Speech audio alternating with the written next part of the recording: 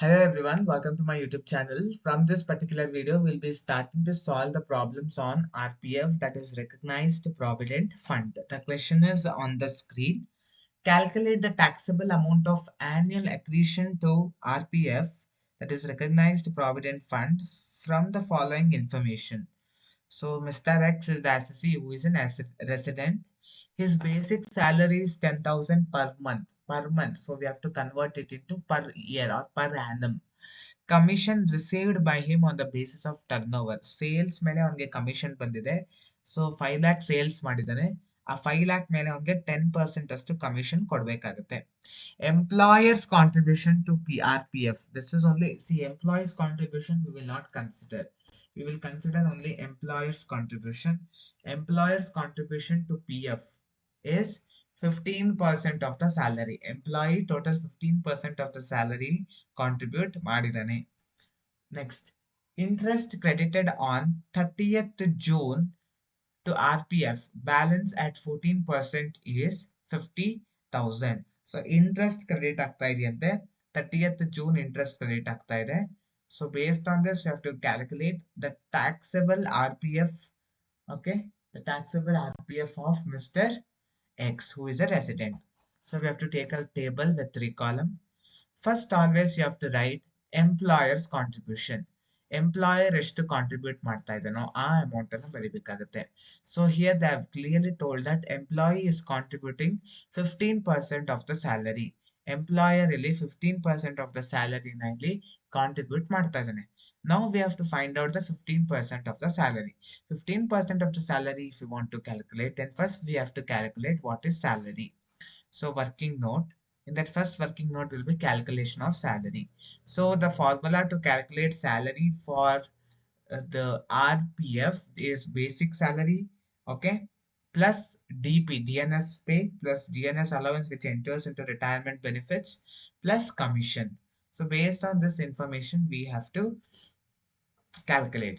So salary, basic salary, they have given that it is 10,000 per month. See here they have given basic salary is 10,000 per month. So we have to calculate for per annum. So into 12 plus DP they have not given, plus DNS allowance also it is 0. Commission, we have to calculate commission. So let us calculate commission.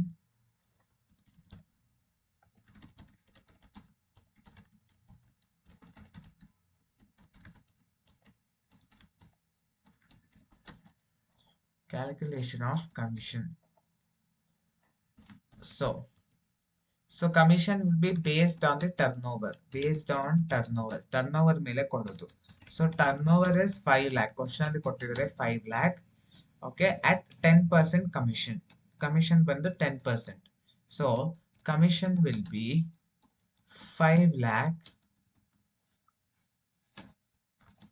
into 10%. 5 lakh into 10%, which is equal to 50,000.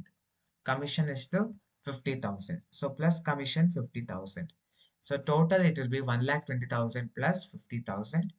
The annual salary will be 1,70,000. So that 1,70,000 I am writing here.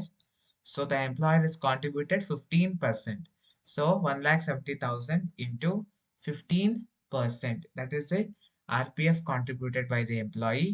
It will be 25,500. It will be 25,500. As I have told you that the employer's contribution, the exemption will be given up to 12%. 12% ವರೆಗೂ exemption ಅನ್ನ ಕೊಡ್ತೀವಿ. So exemption will be, according to law, it will be 12%. 12% ವರೆಗೂ ಮಾತ್ರ exemption ಸಿಗುತ್ತೆ. So 1,70,000 into 12%, it will be 2,04,400. Sorry, 20,400. So 20,400 exemption ಸಿಗುತ್ತೆ. 25,500 is the actual employer's contribution. In that he is getting the exemption of 20,400. The remaining 5,100 rupees will be taxable. This is a taxable amount. Next, interest. Again interest ಕೂಡ ಸಿಗುತ್ತೆ ಅಂತ ಹೇಳಿದ್ದಾರೆ. The interest credited to RPF at 14%. So at 14% interest, so RPF 14% is 50,000. So interest they have given directly. So 14% it is interest has been credited, which is 50 50,000. So according to law, 9.5% is exempted. So 50,000 interest credit ಆಗಿದೆ. ಅದೆಷ್ಟು ಅಂತ ಹೇಳ್ತಾ ಇದ್ದಾರೆ? 50% is 14%. But according to exemption, law ಪ್ರಕಾರ exemption ಎಷ್ಟು ಅಂತ ಹೇಳಿದ್ರೆ 9.5%. 9.5% ವರೆಗೂ ಮಾತ್ರ ಎಕ್ಸೆಂಪ್ಷನ್ ಅನ್ನ ಕೊಡೋಕ್ಕಾಗುತ್ತೆ. So just see here, 50,000 is equal to 14%. 50,000 14% ಆದ್ರೆ how much is 9.5%? How much is 9.5%?